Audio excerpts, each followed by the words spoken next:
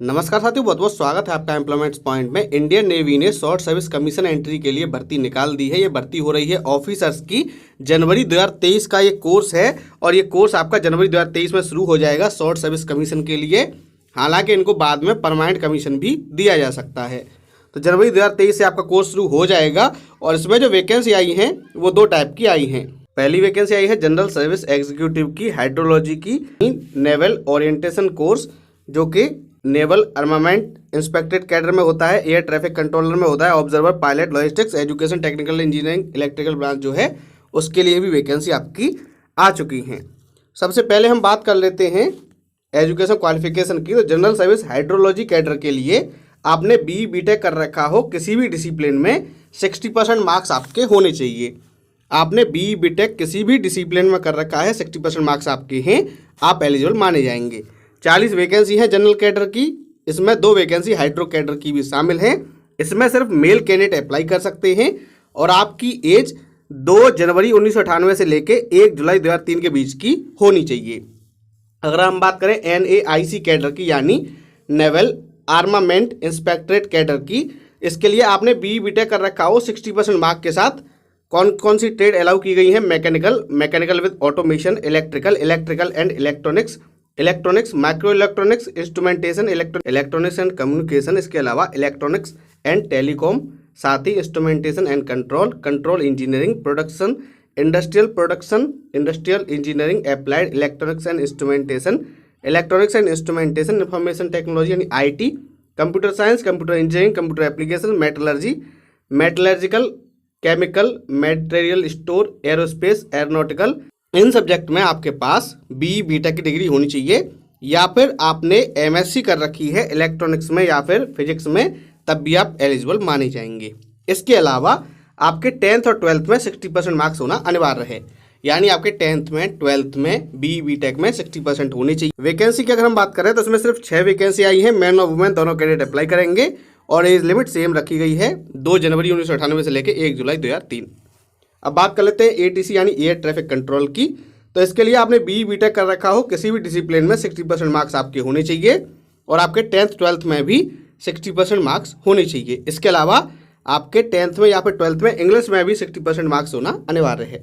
Vacancy 6 आई हैं, man और women की हैं। 2 जनवरी 1998 से लेकर 1 जनवरी 2002 के बीच में आपका जन्म हुआ हो। ऑब्जर्वर और पायलट, इनके लिए भी यही कंडीशन रखी गई है, लेकिन एज लिमिट जो है वो रखी गई है जनवरी 2004 तक, दोनों वैकेंसी के लिए, ऑब्जर्वर और पायलट के लिए। वैकेंसी 8 आई हैं ऑब्जर्वर की, 15 आई हैं पायलट की। अब बात कर लेते हैं लॉजिस्टिक्स ब्रांच की।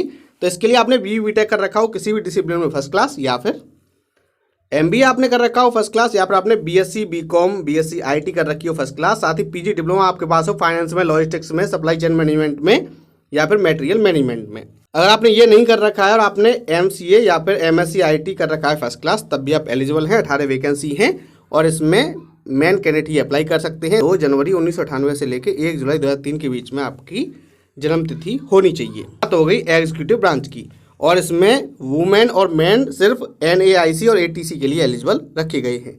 अब बात कर लेते हैं एजुकेशन ब्रांच की। एजुकेशन ब्रांच में 60% मार्क के साथ आपने MSc कर रखी हो मैथ में या फिर ऑपरेशनल रिसर्च में, और आपके पास BSc हो फिजिक्स के साथ। वैकेंसी आई है 5। 60% मार्क के साथ आपने MSc कर रखी हो फिजिक्स में या फिर अप्लाइड फिजिक्स में, और BSc में आपके पास मैथ होना चाहिए। वैकेंसी आई है 4।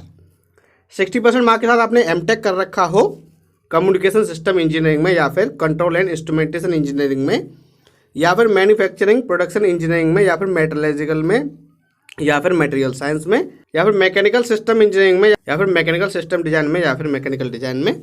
वैकेंसी कम्युनिकेशन सिस्टम की 1 आई है, कंट्रोल इंस्ट्रूमेंटेशन की 1 आई है, मैन्युफैक्चरिंग की 2 आई हैं, इसके अलावा 2 आई हैं डिजाइन की। और इन सभी भर्ती की जो एजुकेशन ब्रांच की जो भर्ती है उसके लिए मैन और वुमेन एलिजिबल हैं। जो MSc वाले हैं उनके लिए एज लिमिट है 98 से लेकर 2002 के बीच में।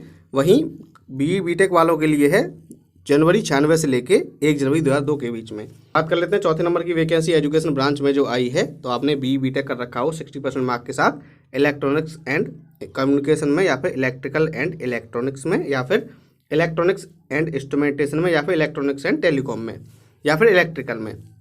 1 वैकेंसी है। इसी तरीके से BTech आपने कर रखी हो 60% मार्क्स के साथ मैकेनिकल इंजीनियरिंग में, उसकी भी 1 वैकेंसी आपके लिए आई है। और जो कैंडिडेट एजुकेशन ब्रांच के लिए फॉर्म भरना चाहते हैं उनके 10th और 12th में 60% मार्क्स होनी चाहिए। साथ ही इंग्लिश में भी 60% मार्क्स उनके 10th या फिर 12th में होनी चाहिए। तो ओवरऑल आपके 60% मार्क्स होनी चाहिए। साथ ही इंग्लिश में आपके 10th में या फिर 12th में 60% मार्क्स होने चाहिए। अब बात कर लेते हैं टेक्निकल ब्रांच की। तो जनरल सर्विस GS इंजीनियरिंग के लिए 15 वैकेंसी हैं मेन की। वहीं जनरल सर्विस इलेक्ट्रिकल के लिए 30 वैकेंसी हैं। एज लिमिट सेम रखी गई है, 2003 तक आपकी डेट ऑफ बर्थ होनी चाहिए। इंजीनियरिंग ब्रांच की बात करें तो यहाँ पर आपने BTech कर रखी हो 60% मार्क के साथ। मैकेनिकल में mechanical with automation, marine engineering में instrumentation, production, aeronautical, industrial engineering and management, control engineering, aerospace, automobiles, metallurgy, mechatronics, instrumentation and control. और हम बात करें इलेक्ट्रिकल ब्रांच की तो आपने BTech कर रखी हो इलेक्ट्रॉनिक्स या फिर इलेक्ट्रिकल ब्रांच में। इसके अलावा आपने इलेक्ट्रिकल एंड इलेक्ट्रॉनिक्स या फिर इलेक्ट्रॉनिक्स एंड कम्युनिकेशन या फिर इलेक्ट्रॉनिक्स एंड टेलीकॉम या फिर टेलीकॉम या फिर अप्लाइड इलेक्ट्रॉनिक्स एंड कम्युनिकेशन यानी AEC। इसके अलावा instrumentation, electronics and instrumentation and control at electronics and instrumentation या फिर पावर इंजीनियरिंग या फिर पावर इलेक्ट्रॉनिक्स। इतनी ट्रेड में आपने BTech कर रखी हो कम से कम 60% मार्क के साथ। कर लेते हैं मर्चेंट नेवी पर्सनल के। तो जो कैंडिडेट मर्चेंट नेवी में एनरोल हो चुके हैं एग्जीक्यूटिव ब्रांच जनरल सर्विस के लिए अप्लाई कर सकते हैं। वो कैंडिडेट जिनके पास कम्पिटेंसी सर्टिफिकेट है ministry of shipping and transport का क्लास इंजीनियरिंग का, वो भी एलिजिबल माने गए हैं। उनकी डेट ऑफ बर्थ 2 जनवरी 1993 से लेकर 1 जुलाई 2003 के बीच में अलाउ की गई है। टेक्निकल ब्रांच के लिए एलिजिबल माने गए हैं। CPL होल्डर्स की बात करें तो 2 जनवरी 1998 से लेकर 1 जनवरी 2004 के बीच में जन्मे CPL होल्डर को भी फॉर्म भरने का मौका मिलेगा। बात करें NCC सी सर्टिफिकेट वालों की तो NCC का जिनके पास सी सर्टिफिकेट है उनको 5% का कट ऑफ में रिलैक्सेशन मिलेगा। चाहे वो नेवी विंग की हो, आर्मी विंग की हो या फिर एयर विंग की हो, कम से कम B ग्रेड आपका NCC वालों का होना चाहिए। NCC का सर्टिफिकेट है वो 1 जनवरी 2020 के पहले का नहीं होना चाहिए। बात करें टेन्योर ऑफ कमीशन की तो ये आपके लिए 10 साल का रहेगा। उसके बाद 2 साल बढ़ा के 14 साल तक रखा जाएगा। इसके अलावा आपको परमानेंट कमीशन भी दिया जा सकता है। सिलेक्शन प्रोसेस की बात करें तो आपका SSB के थ्रू सिलेक्शन होगा। आपको आपकी क्वालिफिकेशन के बेस पर जो फाइनल क्वालिफिकेशन है, चाहे वो MSc है या फिर BTech है, उसके बेस पर आपको बुलाया जाएगा SSB इंटरव्यू के लिए और आपका सिलेक्शन SSB इंटरव्यू के थ्रू ही रहने वाला है। अगर हम बात करें ट्रेनिंग की तो आपको ट्रेनिंग के दौरान सब लेफ्टिनेंट की रैंक दी जाएगी। उसके बाद आपको ट्रेनिंग कराई जाएगी। ट्रेनिंग पास करने के बाद आपको इंडियन नेवी में ज्वाइन कराया जाएगा। प्रोबेशन पीरियड की बात करें तो वो आपका 2 साल का रहेगा। ये ट्रेनिंग के बाद शुरू होगा। बात कर लेते हैं आपको आवेदन कैसे करना है। तो आप जाएंगे joinindiannavy.gov.in वेबसाइट पर, वहाँ 25 फरवरी से लेके आप अप्लाई कर पाएंगे। तो भर्ती की शुरू होने की डेट है 25/2 और लास्ट डेट है 12 मार्च। आप 25 फरवरी से लेकर 12 मार्च तक ऑनलाइन अप्लाई कर पाएंगे अगर आपके पास BTech है या फिर आप MSc की योग्यता रखते हैं। साथियों, मैं उम्मीद है ये वीडियो आपको पसंद आया होगा। इस वीडियो को लाइक कीजिए, शेयर कीजिए और अगर आप नए हमारे चैनल पर तो हमारे चैनल को सब्सक्राइब कर लीजिए, क्योंकि यहाँ मिलती है सही जानकारी बिल्कुल सरल भाषा में। धन्यवाद।